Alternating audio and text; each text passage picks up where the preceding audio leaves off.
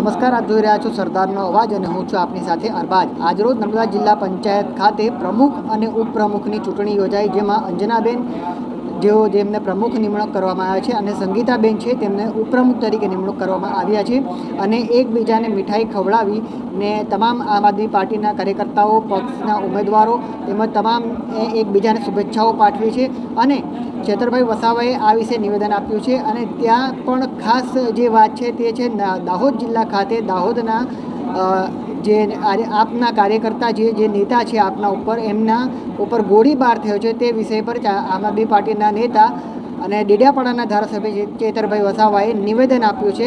આવો સાંભળીએ શું કહે છે ચેતરભાઈ વસાવા। આજે આમ આદમી પાર્ટીની નર્મદા જિલ્લા પંચાયતમાં પ્રથમવાર સરકાર બની, શું કહેશો? આજે નર્મદાની જનતાએ આમ આદમી પાર્ટીને જિલ્લા પંચાયતમાં પૂર્ણ બહુમતી આપી છે, ત્યારે સૌ પ્રથમવાર નર્મદા જિલ્લા પંચાયત આમ આદમી પાર્ટીની બની રહી છે। એમાં પણ સર્વાનુમતે પ્રમુખ તરીકે અંજનાબેન વસાવા અને ઉપપ્રમુખ તરીકે સંગીતાબેન તડવીની નિમણૂક થઈ છે, ત્યારે એમને હું ખૂબ ખૂબ શુભેચ્છાઓ આપું છું। સાથે સાથે નર્મદાની જનતાનો આભાર માનું છું, ગુજરાતની જનતાનો આભાર માનું છું કે તમારા બધાના સહકાર થકી જ આ શક્ય બન્યું છે। જનતાએ સાબિત કરી દીધું છે કે એક બાજુ ભાજપના મોટા મોટા વાયદાઓ હતા, એમના વડાપ્રધાનથી લઈને એમના મુખ્યમંત્રી ઉપમુખ્યમંત્રીઓના આ વિસ્તારોમાં ઢેરા હતા, છતાં પણ એમના સત્તાના નશા સામે, એમના ઘમંડ સામે, અહમ સામે અમારા સામાન્ય લોકોને વિજયી બનાવીને એ નર્મદાની જનતાએ સાબિત કરી દીધું છે કે આજે પણ લોકશાહી જીવંત છે, સંવિધાનને બચાવવા જનતા આગળ છે। ત્યારે અમે જનતાને ખાતરી આપીએ છીએ, અમારા જિલ્લાના પ્રમુખ સહિતની તમામ સમિતિઓના અધ્યક્ષો અને અમે બધા પરામર્શ કરીને આવનારા દિવસોમાં નર્મદાની જનતાના સમસ્યાઓના પ્રશ્નોના નિરાકરણ કઈ રીતના આવે એના અમારા તમામ પ્રયાસો હશે અને અમે ખાતરી આપીએ છીએ સુખમાં અને દુઃખમાં અમારા તમામ લોકોની સાથે ઊભા હશે। ભૂતકાળની અંદર જે મનરેગાની અંદર કૌભાંડના જે આક્ષેપો અમારા દ્વારા જ કરવામાં આવ્યા હતા, હવે એ જે કૌભાંડ થયા હોય સંભવત, તો શું એની તપાસ થશે? આજે જિલ્લા પંચાયતમાં અમારા પ્રમુખ શ્રીમતી અંજનાબેન પણ અહીંયા ઉપસ્થિત છે, ત્યારે હું આપને ખાતરી આપું છું જે પણ મનરેગામાં ભૂતકાળમાં મટીરિયલના કામોમાં જે કૌભાંડો થયા છે એને આવનારા દિવસોમાં સ્થળ પર તપાસ કરવાથી લઈને તમામ બાબતો અમે ધ્યાન પર લઈશું। સાથે સાથે નર્મદા જિલ્લામાંથી પર ડે અમારો લક્ષ્યાંક હશે કે પર ડે 10,000થી પણ વધારે લોકોને રોજગારી મળે અને દર વર્ષે બધા જ લોકોને 100 દિવસથી લઈને 125 દિવસની રોજગારી દરેક ગામમાં મળે, એ અમારા આવનારા દિવસોમાં પ્રયાસ હશે। ખાસ કરીને નર્મદા જિલ્લાના આદિવાસી વિસ્તારોમાં કેટલો અત્યાચાર થાય છે અને સ્ટેચ્યુ ઓફ યુનિટી પર ઘણા આદિવાસીઓનો પ્રશ્ન છે, એ બાબતે કેટલું તમે નિરાકરણ લાવવાનો પ્રયાસ કરશો? ચોક્કસ, તમે જોયું હશે 30 વર્ષના ભારતીય જનતા પાર્ટીના શાસનમાં આ નર્મદા જિલ્લામાં ઊંચી ઊંચી પ્રતિમાઓ બનાવી છે, મોટા કોરિડોર બની રહ્યા છે, મોટા મોટા પ્રોજેક્ટો આવી રહ્યા છે અને એક બાજુ ચાપડ જેવા ગામમાં જવા માટેનો રસ્તો નથી। તમને હું પૂછવા માગું છું, શું ચાપટમાં રહેનારા લોકો એ માણસો નથી? શું તુંબડાવાડીમાં રહેનારા લોકો માણસો નથી? શું સાદા ડોકટીમાં જૂના રાજમાં રહેનારા માણસો નથી? કેમ એમને રસ્તો નથી મળતો? કેમ એમને લાઇટ નથી મળતી? કેમ એમને સુવિધા નથી મળતી?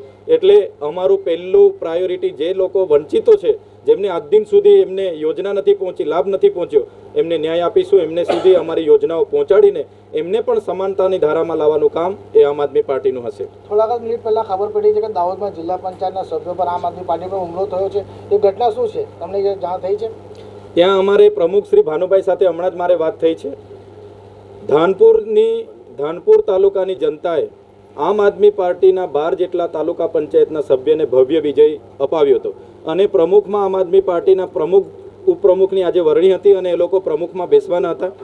ત્યારે એ ધાનપુરમાં આપણી બહુમતી હતી અને ત્યાં તાલુકા પ્રમુખ ઉપપ્રમુખ આપણે બેસવાના હતા અને આજે તે લોકો સામાન્ય સભામાં જતા હતા, ત્યારે ત્યાંના ભાજપના અસામાજિક તત્વોએ રસ્તામાં મોટા ઝાડ કાપીને અમારા ઉમેદવારોની 4 ગાડીઓ રોકી અને 4 ગાડીઓ પર આંધાધૂંધ ફાયરિંગ કર્યું છે, પથ્થરમારો કર્યો છે અને તીરકામઠા ચલાવ્યા છે, જેમાં ઘણા લોકો ઈજા પણ થયા છે અને લોકોને ખેંચમતાણ કરતા ઘણું વાગ્યું પણ છે। છતાં અમારા લોકો ઝૂક્યા નથી, ડર્યા નથી અને સામાન્ય સભામાં પહોંચ્યા છે અને અમારા પ્રમુખ આજે ત્યાં બેઠા છે।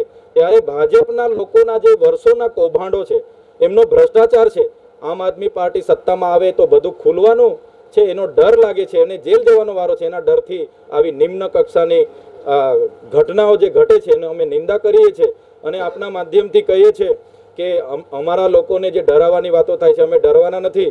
આવનારા દિવસોમાં ઈંટનો જવાબ અમે પથ્થરથી આપવાના છે. છોટાઉદેપુરમાં પણ આવી સ્થિતિ નિર્માણ પામી હતી. 3 તાલુકા પંચાયત આમ આદમી પાર્ટીની બનવાની હતી ને ના બની શકી.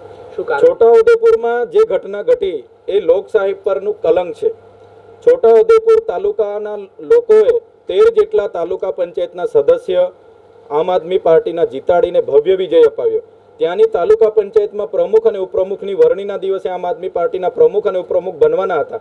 જેના ડરથી ત્યાંના સાંસદ અને ભાજપના નેતાઓ પોલીસને સાથે રાખીને અમારા લોકોને સામાન્ય સભાના હોલના ગેટેથી પકડાપકડી કરીને ખેંચ કરી અને અપહરણ કરીને લઈ ગયા અને આંખમાં પાટા બાંધીને 2 કલાક સુધી રોડ પર ફેરવ્યા અને અવારું જગ્યાએ પોલીસને બોલાવીને સોંપી દીધા. અને પોલીસ જોઈ લો તમે, ત્યાંના પીઆઈ એવા એમણે દબાવ્યા અને ખોટું નિવેદન કરાયું કે ભાઈ અમે અમારી રીતે ત્યાંથી ભાગી ગયા. ભાઈ તમે જનતાને મૂર્ખ સમજો છો? જનતા બધું જ જાણે છે અને એનો જવાબ લોકતાંત્રિક રીતે આવનારા દિવસોમાં જનતા તમને આપવાની છે. પણ અમે પણ કહેવા માંગીએ છીએ, તમારા આવા કૃત્યોથી અમે ડરવાના નથી. અમે સંવિધાન માટે લડનારા લોકો છે, લોકશાહી માટે લડનારા લોકો છે અને આ વિસ્તારના લોકોના અધિકારો માટે લડનારા લોકો છે. અમે ક્યાંય ડરવાના નથી. અમારે તમારા ફાયરિંગ તમારા પથ્થર મારાથી અમે કંઈ નાહીને ભાગી નથી જવાના. અમે સામે સાથીએ તમારી સામે ઉતરવાના છે. અચ્છા ચેતરભાઈ, અરવિંદ કેજરીવાલ છે તે સેલિબ્રેશન કરવા માટે નર્મદા જિલ્લામાં આવી રહ્યા છે, તો આ ક્ષણને કેટલી મહત્વની વાત તમે માની રહ્યા છો? આજે નર્મદામાં આપણું રાજ આવ્યું છે. આપણું રાજ એટલે આપણું રાજ.